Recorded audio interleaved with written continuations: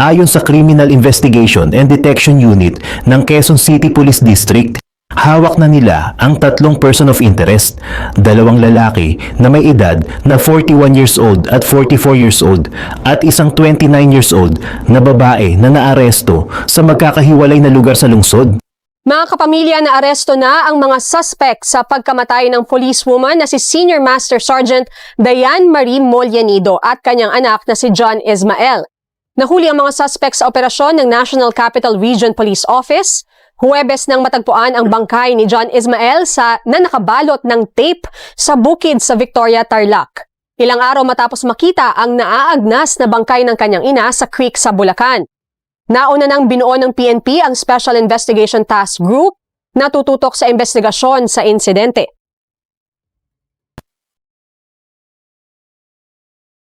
Si Police Staff Sergeant Diane Marie Mollanido ay 38 years old at isang aktibong miyembro ng Philippine National Police. Nagsimula ang kanyang serbisyo sa kapulisan noong taong 2009, kaya mahigit 15 taon na siyang nagsisilbi sa organisasyon. Ang kanyang kasalukuyang assignment bago ang insidente ay sa Regional Personnel and Records Management Division o RPRMD sa ilalim ng NCRPO, kung saan siya ay nagsisilbi bilang isang administrative PNCO. Naninirahan siya sa Village Green, Lower Bicutan sa Taguig City. Sa loob ng maraming taon niya sa trabaho, naging malinis ang kanyang record at wala siyang anumang kinaharap na kasong administratibo o kriminal. Kilala siya ng kanyang mga kasamahan sa serbisyo at mga kapitbahay bilang isang tao na maayos makitungo at tahimik lang ang buhay. Bukod sa pagiging pulis, si Diane ay isang ina na kilalang hands-on sa pagpapalaki sa kanyang anak at walang ibang pinagkakaabalahan kundi ang kanyang trabaho at pamilya. Ang kanyang anak na si John Ismael Mollanido ay 8 taong gulang pa lamang. Si John Ismael ay isang ordinaryong bata na laging nakadepende sa kanyang ina para sa kanyang mga pangangailangan sa araw-araw. Ayon sa mga ulat at pahayag ng mga taong malapit sa kanila, napakalapit ng ugnayan ng mag-ina at halos hindi sila naghihiwalay. Sa katunayan, madalas nakasama ni Diane ang bata sa kanyang mga lakad kapag wala siyang duty sa opisina. Ang imahe nila sa kanilang komunidad ay isang simpleng mag-ina na palaging magkasama sa lahat ng pagkakataon. Ang pagiging malapit ni John Ismael sa kanyang ina ang dahilan kung bakit kahit sa huling transaksyon na pupuntahan ni Diane noong gabi ng January 16th ay kasama ang bata sa loob ng kanilang sasakyan. Sa aspeto naman ng kanyang personal na buhay, si Diane ay hiwalay na sa kanyang dating asawa na si PMSG John L. Mollanido. Katulad ni Diane, isa ring aktibong pulis si John na nakatalaga rin sa NCRPO. Sa kabila ng kanilang paghihiwalay bilang mag-asawa, napanatili nila ang isang maayos na komunikasyon at sibil na ugnayan para sa kapakanan ng kanilang anak na si John Ismael. Regular ang kanilang pag-uusap at walang naging indikasyon ng anumang malalim na hidwaan sa pagitan nilang dalawa na maaaring magdulot ng panganib. Sa katunayan, si John ang isa sa mga unang nagpakita ng pag-aalala nang mapansin nilang hindi na makontak ang mag-ina. Wala ring anumang ulat na may aktibong banta sa buhay ni Diane o sa kanyang pamilya bago mangyari ang trahedya. Bilang isang administrative officer sa opisina, malayo ang kanyang trabaho sa mga delikadong field operations na karaniwang pinagmumulan ng banta mula sa mga kriminal na elemento. Wala siyang kahit anong pending na kaso sa korte. Walang nakabimbing reklamo sa internal affairs ng PNP at wala ring record ng anumang police blotter na nagpapakita na siya ay dumaan sa domestic violence o harassment.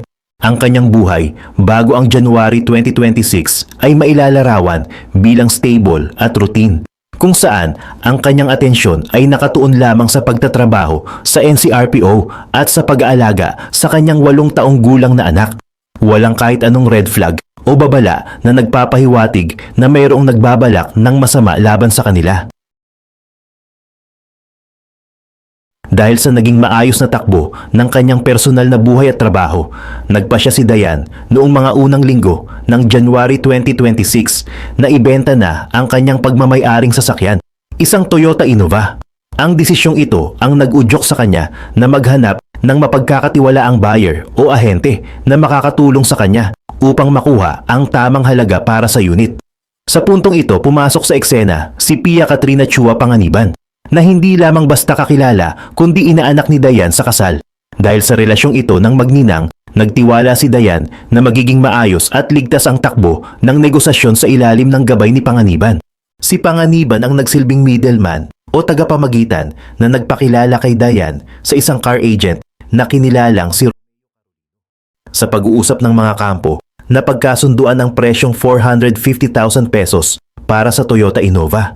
Upang matapos ang transaksyon, kailangang dumaan ang sasakyan sa inspeksyon at kailangang maiabot ang kaukulang bayad at mga dokumento. Dito itinakda ang pagtatagpo nila sa Novaliches, Quezon City. Bagamat taga-Taguig si Dayan, pumayag siyang bumiyahe patungong North Caloocan at Quezon City area dahil sa tiwala niya sa kanyang inaanak at sa ahenteng inirekomenda nito. Ang planong ito ang naging pangunahing dahilan kung bakit inihanda ni Dayan ang lahat ng papeles ng sasakyan bago sumapit ang gabi ng kanilang pagkikita.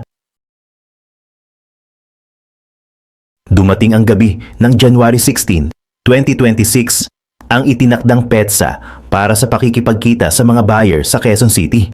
Ayon sa mga record ng CCTV sa kanilang subdivision at mga karatig kalsada sa Taguig, eksaktong 8:57 ng gabi nang mamataan ang Toyota Innova ni Dayan habang palabas ng kanilang tinitirhan. Kasama niya sa loob ng sasakyan ang 8 taong gulang na si John Ismael na ayon sa investigasyon ay nakaupo sa tabi ng kanyang ina. Ang mag-ina ay bumaybay patungong Hilaga upang tahakin ang distansya mula Taguig hanggang sa Novaliches, Quezon City, kung saan sila inaasahan at Pia Panganiban para sa nasabing transaksyon. Ito ang huling pagkakataon na nakunan sila ng video o nakitang buhay ng mga saksi bago ang tuluyang pagkawala. Habang bumabagtas sa kalsada, wala pang anumang ulat ng problema o kakaibang insidente hanggang sa makarating sila sa itinakdang meeting place sa Novaliches. Pagkatapos ng oras na ito, biglang naputol ang lahat ng komunikasyon dahil wala nang natanggap na tawag, text o anumang update ang pamilya ni Dayan. Ang mga sumunod na oras ay binalot ng katahimikan dahil hindi na rin sumasagot ang kanyang cellphone sa anumang pagtatangka ng mga kamag-anak na kontakin siya. Mula sa puntong ito, nawala na ang digital at physical footprint ng mag-ina at ang Toyota Innova na kanilang sinasakyan ay hindi na rin muling namataan sa mga kalsada ng Metro Manila sa mga sumunod na oras ng gabing iyon. Lumipas ang magdamag ng January 16 at sumapit ang umaga ng January 17 nang hindi bumabalik si Dayan at ang kanyang anak sa kanilang tahanan sa Lower Bicutan. Ang kawalan ng paramdam ni Dayan ay agad na naging sanhi ng pag-aalala para sa kanyang pamilya at mga kasamahan sa trabaho dahil hindi siya kilala sa pag-alis ng walang paalam o hindi pag-uwi sa takdang oras, lalo na't kasama niya ang 8 taong gulang na si John Ismael. Sa loob ng sumunod na 48 oras, patuloy ang pagsubok ng kanyang mga kamag-anak na tawagan ang kanyang mga numero. Ngunit ang lahat ng kanyang mobile devices ay nanatiling out of coverage o sadyang nakapatay. Sa mga araw na ito ng January 17 at 18, hindi rin pumasok si Dayan sa kanyang duty sa RPRMD NCRPO. Bilang isang administrative officer na sanay sa disiplina ng serbisyo, ang kanyang pagliban ng walang pasabi o absence without official leave, AWOL, ay itinuring na isang malaking red flag ng kanyang mga superior sa opisina. Sinubukan ng kanyang mga kapwa-pulis na hanapin siya sa mga lugar na madalas niyang puntahan, habang ang kanyang pamilya naman ay nagsimula ng magtanong-tanong sa mga kaibigan at iba pang kamag-anak kung may nakakaalam ba sa kinaroroonan ng dalawa matapos ang kanilang transaksyon sa Novaliches. Walang sino man sa kanilang social circle ang nakatanggap ng anumang mensahe at ang Toyota Innova na dala nila ay hindi rin nakitang pumarada sa mga karaniwang pinupuntahan ni Dayan na nagpapatunay na tuluyan nang naputol ang ugnayan ng mag-ina sa labas ng kanilang huling destinasyon sa Quezon City. Dahil sa 3 araw na kawalan ng anumang balita at hindi na rin pagpasok sa trabaho ni Dayan, minabuti na ng kanyang pamilya na humingi ng tulong sa mga otoridad. Noong January 19, 2026, nagtungo ang kanyang dating asawa na si PMSG John L. Molinido sa Bagumbayan Police Substation sa Taguig City upang formal na i-report na nawawala ang kanyang dating asawa at ang kanilang 8 taong gulang na anak. Sa puntong ito, ang status ni Dayan at John Ismael ay opisyal nang itinalaga bilang missing persons. Ang ulat na ito ang nagsilbing mitya para simulan ng Southern Police District, SPD, ang mas malawak na backtracking sa mga aktibidad ni Dayan bago ang gabi ng kanyang paglaho. Sa loob ng presinto, idinitalya ni John ang lahat ng mahahalagang impormasyon. Ang oras ng pag-alis ng mag-ina noong January 16, ang plaka at description ng puting Toyota Innova at ang layunin ng kanilang pagpunta sa Quezon City. Agad na nakipag-ugnayan ang Taguig Police sa iba pang mga unit, kabilang ang Quezon City Police District, QCPD, dahil doon ang huling kumpirmadong destinasyon ng mga biktima. Ang mga operatiba ay nagsimula na ring mangalap ng mga testimonya mula sa mga huling taong nakausap ni Dayan sa telepono at social media. Ang opisyal na report na ito ang nag-angat sa antas ng kaso mula sa simpleng pag-aalala ng pamilya tungo sa isang aktibong police investigation, kung saan ang lahat ng istasyon ng pulisya sa Metro Manila ay inatasan ng magbantay sa posibleng pagkakasite sa Toyota Innova o sa mag-ina. Isang araw matapos maisampa ang official missing person report, nagkaroon ng mahalagang kaganapan sa investigasyon ng sumulpot sa Novaliches Police Station 4, PS4, si Pia Katrina Chua Panganiban. Dahil siya ang nagsilbing middleman sa pagitan ni Dayan at ng buyer, hiningan siya ng mga otoridad ng formal na salaysay upang malinawan ang mga huling sandali ng mag-ina sa Quezon City. Sa kanyang paliwanag sa mga investigator, kinumpirma ni Panganiban na natuloy ang pagkikita at ang mismong bentahan ng sasakyan sa pagitan ni Dayan at ng car agent na si Ayon sa kanya, naging maayos ang usapan at natanggap umano ni Dayan ang napagkasunduang halaga na 450,000 pesos cash kapalit ng puting Toyota Innova. Ang pinakakritikal na bahagi ng pahayag ni Panganiban ay ang pag-alis umano ni Dayan matapos makuha ang pera. Sinabi niya sa mga pulis na pagkatapos ng transaksyon, nakita niyang sumakay si Dayan at ang 8 taong gulang na si John Ismael sa isang puting Toyota Avanza. Gayunpaman, hindi matukoy sa kanyang salaysay kung sino ang nagmamaneho ng nasabing Avanza o kung sino ang nagmamay-ari nito. Ang impormasyong ito ay nagbigay ng bagong anggulo sa mga operatiba, kaya agad na nagsagawa ng backtracking sa mga CCTV footage sa paligid ng Novaliches upang kumpirmahin kung meron ngang puting Avanza na umalis sa area kasama ang mga biktima. Sa kabila ng detalyadong kwentong ito ni Panganiban, nanatiling malaking tanong para sa mga otoridad kung bakit hindi na nagawang tumawag ni Dayan sa kanyang pamilya matapos ang sinasabing matagumpay na deal, lalo na't dala-dala niya ang malaking halaga ng pera. Habang sinusubukan ng mga otoridad na i-verify ang kwento tungkol sa puting Avanza sa Novaliches, isang ulat ang nanggaling sa Bulacan noong January 24, 2026 na nagbigay ng malaking pagbabago sa kaso. Sa isang sapa o creek sa kahabaan ng Pulilan Baliwag Bypass Road, partikular sa Barangay Dulong Malabon, Pulilan, natagpuan ang wala ng buhay na katawan ng isang babae.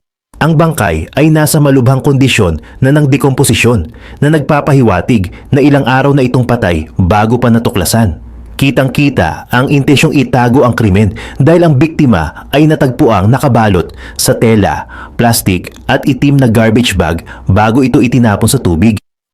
Base sa pagsusuri ng Scene of the Crime Operatives o SOCO, ang biktima ay nagtamo ng isang gunshot wound o tama ng bala sa kaliwang bahagi ng ulo, malapit sa kanyang tenga. Upang formal na makilala ang bangkay, ipinatawag ang kanyang dating asawa na si PMSG John L. Molinido sa punerarya sa pamamagitan ng mga natatanging markings o tattoo sa katawan at ang suot na damit na tumutugma sa huling suot ni Dayan noong gabi ng January 16.